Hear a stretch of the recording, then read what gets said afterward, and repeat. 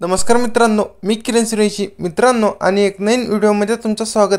मित्रांनो, आज आपण या व्हिडिओमध्ये मुख्यमंत्री माझी बहीण लाडकी योजना यामध्ये जवळजवळ जे महिला 21 वर्ष ते 65 वर्षापर्यंत त्यांचे वय आहे त्यांच्या या अंतर्गत त्यांना याचा लाभ दिला जातो। तर या अंतर्गत आता तिसरा नवीन GR मध्ये काय काय नवीन बदल करण्यात आलेले आहेत याची A to Z माहिती आपण या व्हिडिओमध्ये पाहणार आहे।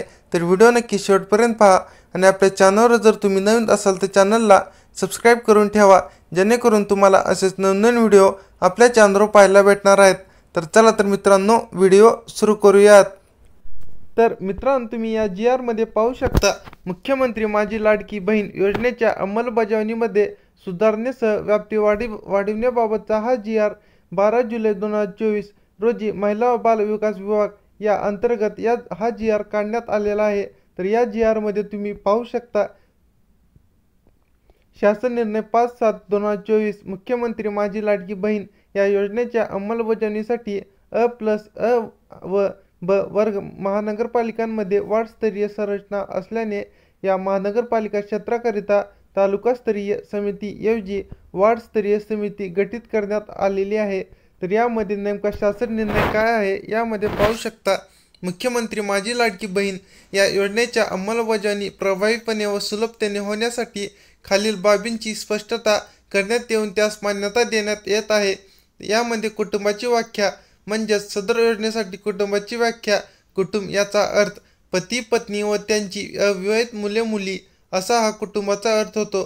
तर यामध्ये तुम्हाला दुसरी व्याख्या, नवविवाहित महिलेच्या बाबतीत तिचे नाव रेशन कार्डवर लगेच लावणे शक्य होत नाही, त्यामुळे विवाह नोंदणी प्रमाणपत्र असलेल्या अशा नवविवाहित महिलेच्या पतीचे रेशन कार्ड हे उत्पन्नाचा दाखला म्हणून ग्राह्य धरण्यात यावा।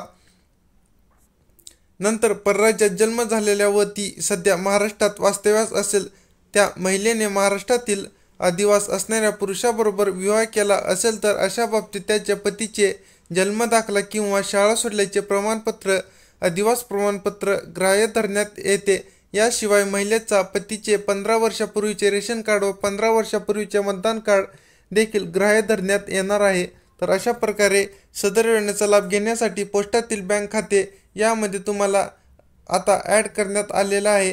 योजनेच्या ऑफलाईन अर्जावरील लाभार्थी महिलेचा फोटो काढून तो ऑनलाईन अर्ज दाखल करण्यासाठी ग्राह्य धरण्यात यावे, अशा प्रकारचे काही अटी यामध्ये सोडून देण्यात आलेल्या आहेत। तसेच सदर योजनेअंतर्गत नागरी व ग्रामीण भागातील बालवाडी सेविका, अंगणवाडी सेविका, NULM यांचे समूह संघटक, मदत कक्ष प्रमुख, सिटी मिशन मॅनेजर अशा सेविका, सेतू सुविधा केंद्र व आपले सरकार सेवा केंद्र यांना पात्र महिलांचे अर्ज भरून घेण्यासाठी प्राधिकृत करण्यात येत आहे। केंद्र शासनाने विविध शासकीय योजनेचे लाभ PFMS DBT प्रणालीद्वारे देण्याची प्रक्रिया कार्यान्वित केली आहे। केंद्र राज्य शासनाच्या केंद्रीय योजनांमधील उदाहरणार्थ PM किसान, पोषण, MNREGA, PM Svanidhi, JSY, PMMVY व अन्य तत्सम योजना जे लाभार्थी मुख्यमंत्री लाडकी बहीण या योजनेच्या अटी शर्तीनुसार पात्र ठरतील त्यांचा डाटा माहिती व तंत्रज्ञान विभागाकडून प्राप्त झाल्यानंतर त्यांचे KYC व आधार ऑथेंटिकेशन यापूर्वी झालेले असल्याने सदर लाभार्थ्यांना केवळ ऑफलाईन अर्ज भरून घेऊन मुख्यमंत्री या योजनेचा थेट लाभ देण्यात येणार आहे।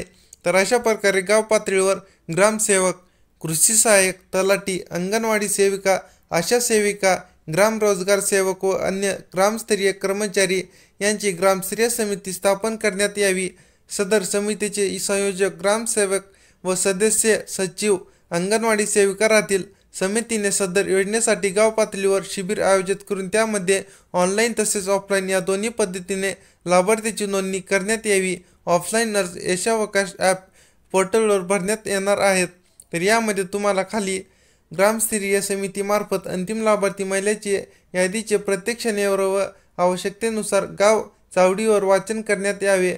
तर अशा प्रकारे सदर प्रसिद्ध करण्यात आलेल्या यादीवर हरकती प्राप्त झाल्यास त्यांचे निराकरण करण्यात यावे।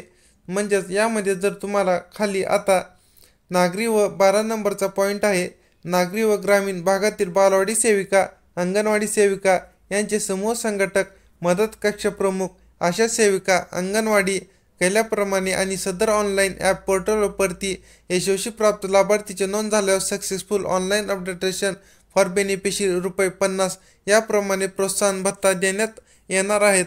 तर अशा प्रकारे तुम्हाला निर्गमित करण्यात येत आहे. तर अशा प्रकारे हा GR 12/7/2024 या रोजी यामध्ये तुम्हाला बदल करण्यात आलेले आहेत. तर हा GR तुम्हाला आवडला असेल तर या GR मध्ये काय काय दिलेलं आहे याची A to Z माहिती आपण डिस्क्रिप्शन बॉक्समध्ये दिलेली आहे. त्यावर तुम्ही टॅप करून हा GR तुम्ही डाउनलोड करू शकता. तर हा GR तुम्हाला आवडला असेल तर या व्हिडिओला नक्की तुम्ही लाईक करा आणि आपल्या चॅनलवर जर तुम्ही नवीन असाल तर चॅनलला सबस्क्राईब करून ठेवा. धन्यवाद. जय हिंद, जय महाराष्ट्र.